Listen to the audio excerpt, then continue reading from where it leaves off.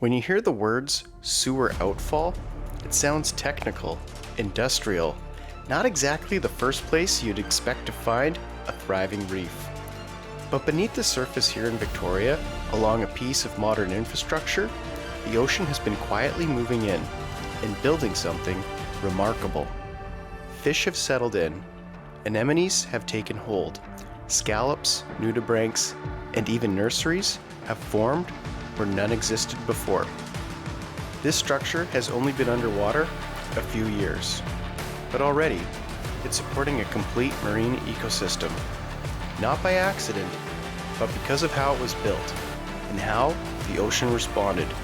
And today, we're diving into it.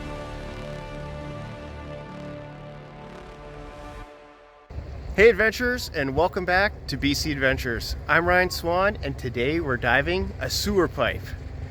So what you're looking at here is the McLoughlin Point Wastewater Treatment Plant, and extending from it, a deep sea outfall pipe that runs along the sea floor off Esquimalt.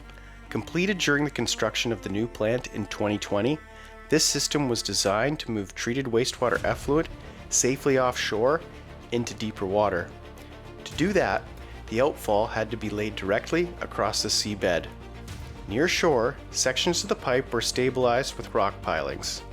And along this stretch, those rocks have effectively become an artificial reef.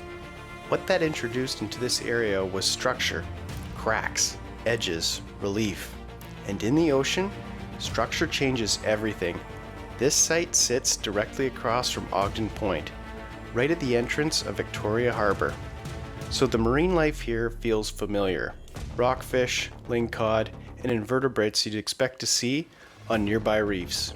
What stands out is how quickly this place has developed. This dive isn't about the pipe itself, it's about the reef that's formed around it and how it's shaping the surrounding environment. We drop in, and almost immediately, the reef starts answering that story. Anemones appear first, taller than I remember, denser, more established. Then, the fish-eating anemones, calm on the outside, built for sudden movement. And along the rock, nudibranchs, slow, deliberate, moving across surfaces that only recently existed here. Some are out on the sandy seafloor as well, tracing quiet paths between patches of the structure. They're small, easy to miss, but they tell you a lot. Because nudibranchs don't show up by accident. They follow food, they follow stability. And when you start seeing them consistently alongside filter feeders and predators, it usually means the ecosystem is doing something more than surviving. It's functioning. And this is just the beginning. As we move farther out, the reef starts to change. The rock becomes heavier, more textured, and then the scallops. In some areas, they're everywhere, layered across the rock, packed in tight, barely any surface left uncovered. Scallops don't settle just anywhere. They need consistent water movement, a steady supply of food passing by. So when you see this many spread out like this, it's a sign the system is doing its job quietly, constantly. The reef isn't just occupied, it's feeding. And then the water column fills in. Black rockfish appear in loose groups at first, and then the numbers build. A few become dozens, and dozens become a school. They're not passing through, they're holding position, suspended over the reef, using structures beneath them. This is where the dive starts and feels different. You're no longer looking at the reef, you're moving through it. Schools like this don't form without reason. They need shelter, they need food, they need just the place worth staying. Mixed in the schools are other rockfish, each using the reef in their own way. Yellowtail move with coordination, hovering just above the structure. Canary rockfish stand out immediately. That color doesn't blend in. It signals age, experience, time spent deeper. Closer to the rock, you start spotting some of the residents tucked in the cracks. Different species, different behaviors, all tied to the same structure. And right now, there's something else happening here. Lingcod. Not just cruising the reef, but settled. In the cracks in the underledges, egg masses fill the space, thousands of tiny futures held together in dense clusters, and nearby, male lingcod guard, stationary and alert. After the eggs are laid, it's the males that stay behind. They fan the eggs to keep them oxygenated and defend them from predators that would make quick work of an unprotected nest. Here's one that's been invaded by snails. That's a part of the life cycle. Not all eggs will hatch. Many will become food for other species. And that's why these lingcod work so hard to protect them. It's an energy-intensive job.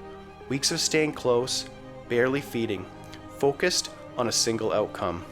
Seeing this many egg masses concentrated in one area tells you this reef isn't just supporting life. It's being relied on. And at this point in the dive, it's clear. This isn't a temporary stop. This is a place animals are choosing to stay. And then the reef changes again, and the outfall pipe comes into view. Not buried, not hidden, exposed. Running straight across the seafloor, a reminder that this place was engineered before it was ever inhabited. Up close, it feels different. Natural reefs are chaotic, irregular, built over 1,000 years. This is deliberate. A single line laid across the bottom, with life pressed on both sides. And then, further out, something unexpected appears. A crab ladder, a structure designed to allow bottom-dwelling animals to move across the pipe instead of being blocked by it.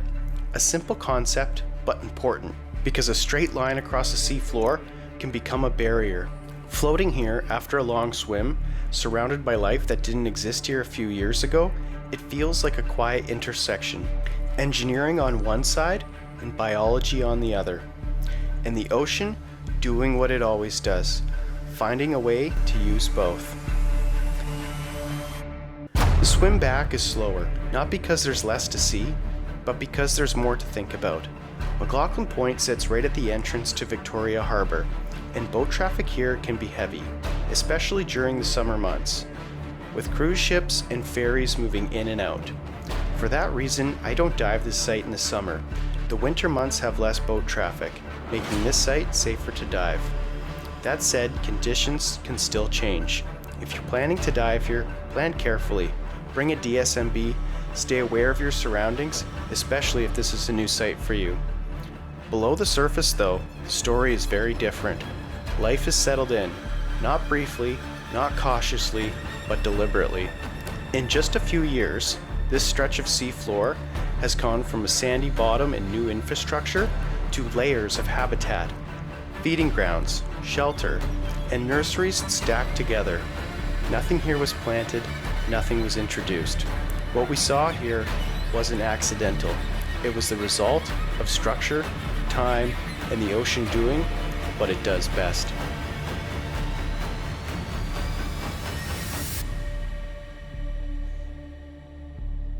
And we'll see you next time on BC Adventures.